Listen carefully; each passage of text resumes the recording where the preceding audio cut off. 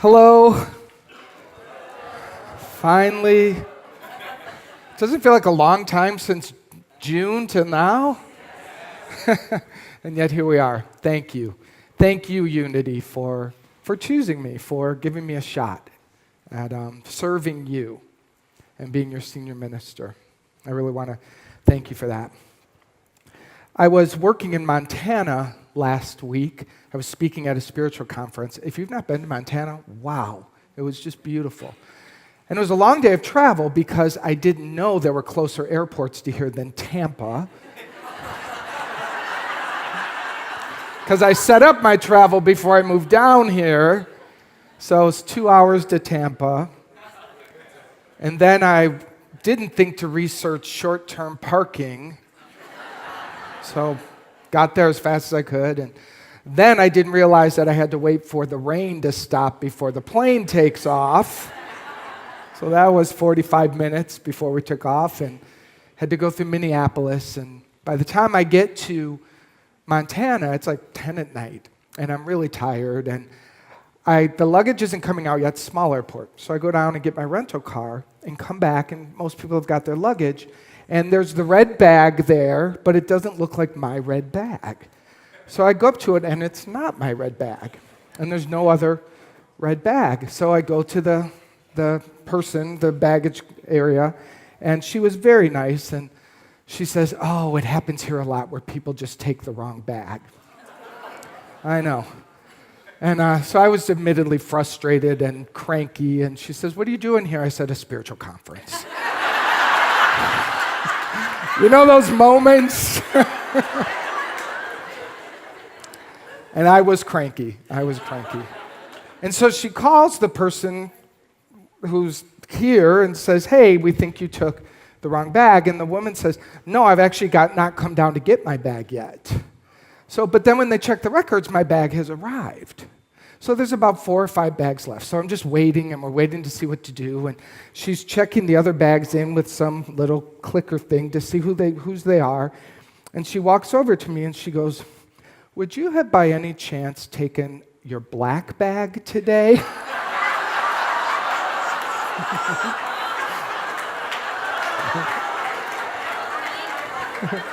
Yeah. And I said, "Yes, and my workshop is on forgiveness this week." So.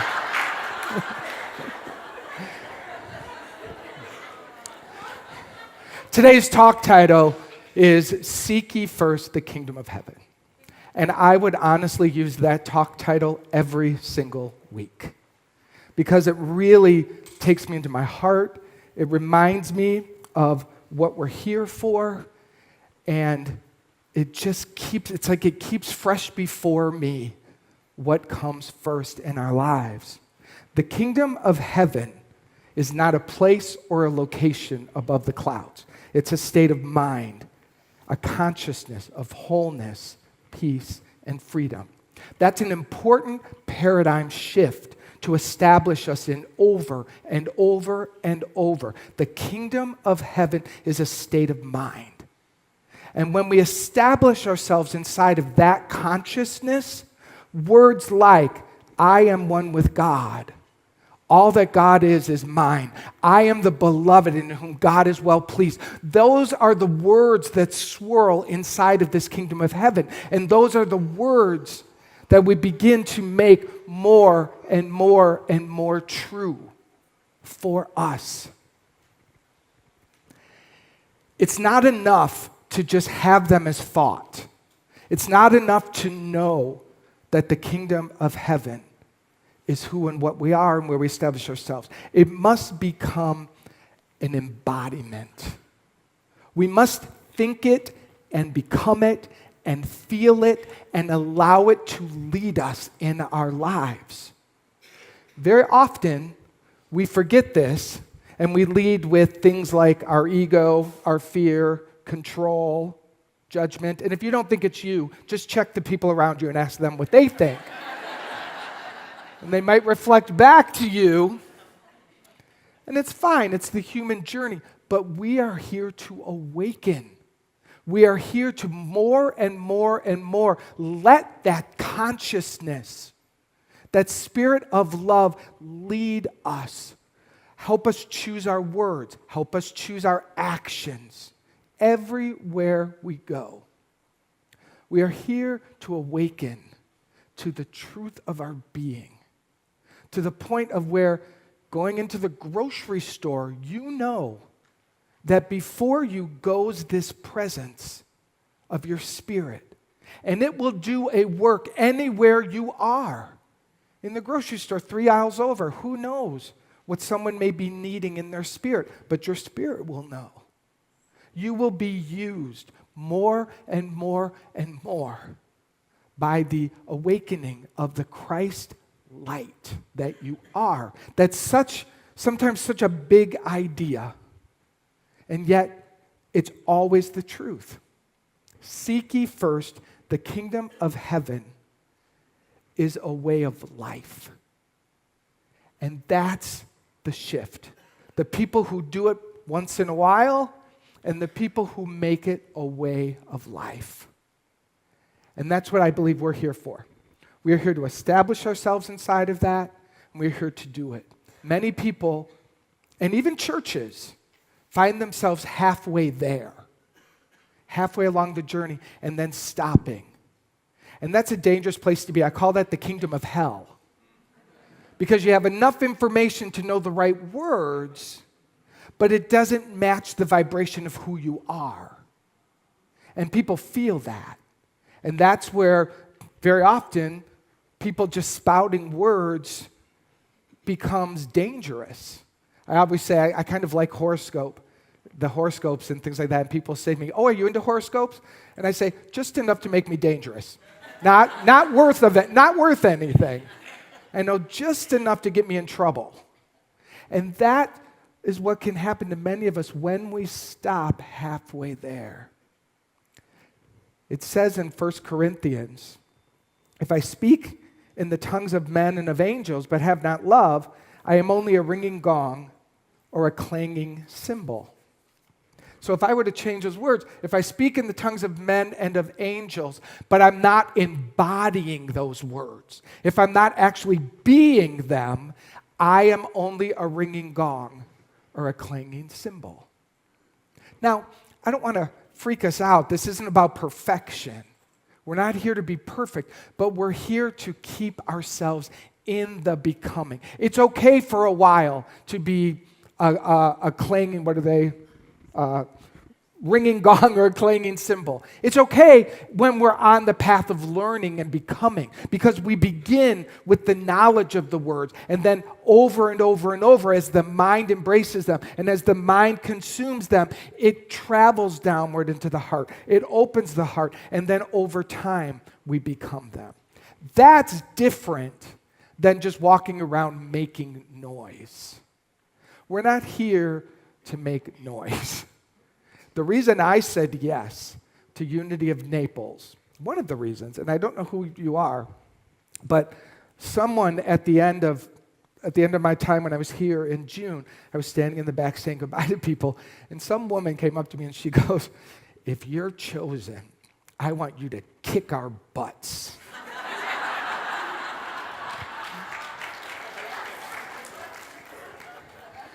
And I thought, I'm home. I'm home. I'm not the coddling kind of, oh, baby kind of guy. I know we all need that. I need that. And so we'll establish people here who are that. But I'm more the coach. I'm more the guy in the sidelines that's going to say, okay, cry your tears, pick yourself up. This is what's true. Go. This is what's true. Go. But it always comes from love. And it always comes from knowing your wholeness. Don't worry, I'm a really good hugger, so that'll make up for the times when you're like, I don't want to hear that. And I appreciate that, by the way. I appreciate the I don't want to hear that. It's not the time to be hearing that. There's times to be held. There's times to just let go and fall. And so this community, if you will give yourself to it, and me too, we can fall here. And we can know that as we're falling and as we land, that we're loved and we can land in each other's arms. And then when we're done, we can face ourselves back in the same direction. Glean from the fall the wisdom and the gifts that were in it because God is in all things. And then take that and continue to move forward into becoming more and more and more of who we are here to be. So what stands in our way of moving all the way through that tunnel? Well, one of the most beautiful poems I don't know if it's a poem or what it is, but I think many of you know it. And it's the inspiration, I believe, for me and us. It's by Marianne Williamson. It's called Our Greatest Fear. And it says, "It is our light, not our darkness, that most frightens us. Our deepest fear is not that we're inadequate. Our deepest fear is that we're powerful beyond measure." Take a breath. Our deepest fear is of how powerful you really are. It is our light, not our darkness, that most frightens us. It's our light that frightens us because that light is what threatens your world. That light is, the world that's made up, the structures. That light is what threatens the agreements you made with your family and your friends of how big you're allowed to be. That light will say, you can't keep playing small. You can't keep not speaking your truth. You can't keep swallowing crumbs when I'm giving you the whole thing. That light is going to call us to expand beyond the limitations that we've agreed to. And the mind goes, who will I be? Who will be my friends? Who will I lose? That's what the ego does to keep us small. It is our light. Now, we ask ourselves, who am I to be brilliant, gorgeous, talented, and fabulous? Who are you to be those things? Give me an answer. Who are you to be those things? Child of God. God, yes. You are the beautiful expression and the extension of God. And that's what gives you the authority to be fabulous. You know?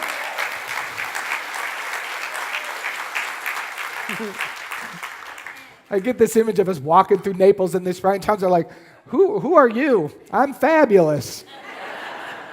By whose authority? God made me that way. Sorry. It's how I roll. Actually, who are you not to be? You are a child of God. Your playing small does not serve the world. That's a change in the mind, isn't it? Oh, when I'm playing small, I'm not serving the world. There's nothing enlightened about shrinking so that other people won't feel insecure around you. You can't be poor enough to make another person rich. You can't be sick enough to make other people healthy. You can't be small enough to help other people feel okay. It is the exact opposite. You want to be the influence of health and wealth in the world? Then let the health and wealth that is inside of you awaken and become who you are. You want to be a demonstration of physical vitality? Then allow the vitality of God that is vibrating in every cell of your being to shine. That's the gift that we give. And guess what? Here's the great news. You're the first recipient. You are the beloved in whom God is so happy with. It's like, you get it first. And then share it with the world. And when we share it and shine it, it comes back multiplied. It's crazy. You'll never catch up. You'll never catch up with its beauty. We were born to make manifest the glory of God that is within us. It goes on to say, it's not just in some of us. It's in everyone. So there's nothing, in your magnificence, there's nothing special about you compared to another, and yet it is your own special light. And it's in everybody else too. And as we let our own light shine, we unconsciously give other people permission to do the same. As we are liberated from our own fear, our presence automatically liberates others.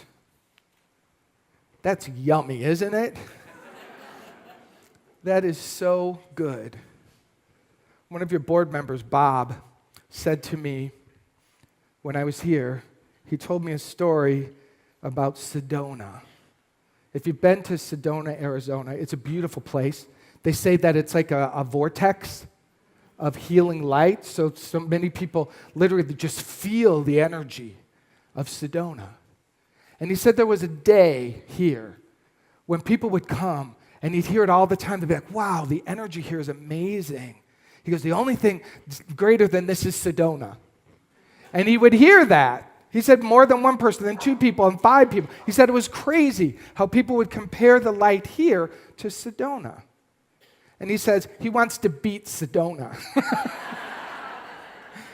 Again, I said, let's go. Let's go. There is a magnificent light here on the property, in the nature. I felt it when I was down here. I want to be very, very candid. Florida wasn't my first choice. It just wasn't. But something got me that I didn't know was here. And there's something magnificent about this. Now, I'm not actually in competition with Sedona, but I like the idea that we as a collective are so committed to walking our talk, to being the presence of love, to letting go of the fear, and shining brighter and brighter and brighter. I love the idea of that being such an agreement in who we become and who we are that it is felt beyond our walls. That people literally are going, what's happening? That people's cars are driving themselves back here. Like, that's the power of the Christ light. And it's not to just grow and become the big shot on the block. It's really not. I mean, I like being a big shot. I wear it well. I'm okay with it. But, in back of it and underneath it is the revelation, and what I feel is there's people hurting out there. There's people that don't know that God can be only love. There's people that don't know that punishment is a creation of man, not of God. They don't know that they can use these principles to change their lives. And they want it and they need it. And I'm not going to be selfish with it. I think that the more people we have here learning and growing and changing and consuming and becoming, the more the presence of love is made manifest on the planet. Humanity can be healed right here with our yes, and then the other people's yes, and all the other groups that are in the same agreement around the world. We said yes, either you here consciously or you by being here inside of the agreement that was established even before, I want to say before I was born, but barely. Barely. The agreement that was established here to be this light. I am deeply humbled and honored to move that forward and give whatever I can to it becoming bigger and bigger and bigger, because I want it for me. I want to keep knowing more and more and more that joy of being one with God and letting it have its way with me. And I think we can create an army of love here. And I think that's really cool. I think that's really important for the generations to come, but for us, for who we are and for where we are. So that's what I'm here for, and that's what I'm about. A few other things about me I thought I'll share to help you begin getting to know me. Number one, I'm passionate about awakening. I think you got that, hopefully. I don't like the word no. I don't think many of us, I mean, who does? Who does? But I've come to appreciate it. I've come to understand that I need people to tell me no. And we all need no so that we can have a yes. With no, there is no yes. We don't have it without it. So, I welcome and I need people to help me build the right boundaries and to see. And so even though it doesn't feel good, I know that it's super important. I'm so human sometimes, it's absolutely embarrassing. But here's the thing about me, which I'm grateful for, and I feel like I got this in one of my trips to India when I was at an ashram. I really get that persona, that identity that's showing up in being goofy, It's just not who I am. So I can love it more. I don't identify with it so completely that I move into shame or guilt. It's like, oh, look at me. Look how I'm behaving today. Isn't that fascinating? And the people around me are like, not so much. Why don't you try that prayer thing that you do?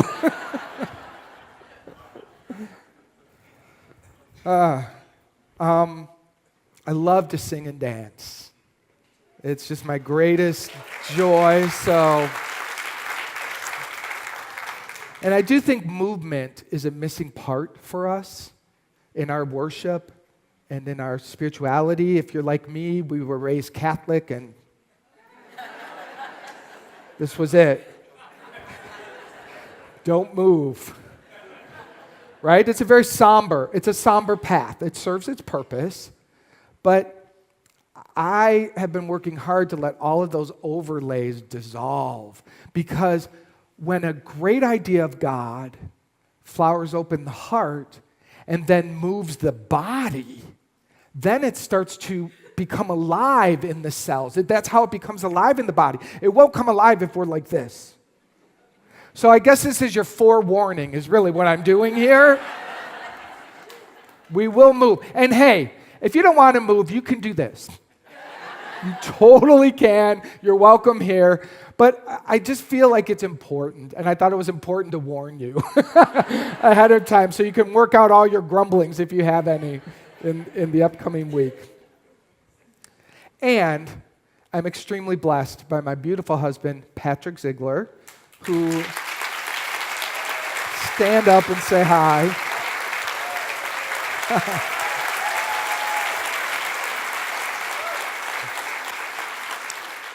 And our dear friend Teresa, who's here and has been at all of my openings. Just a family, our spiritual family.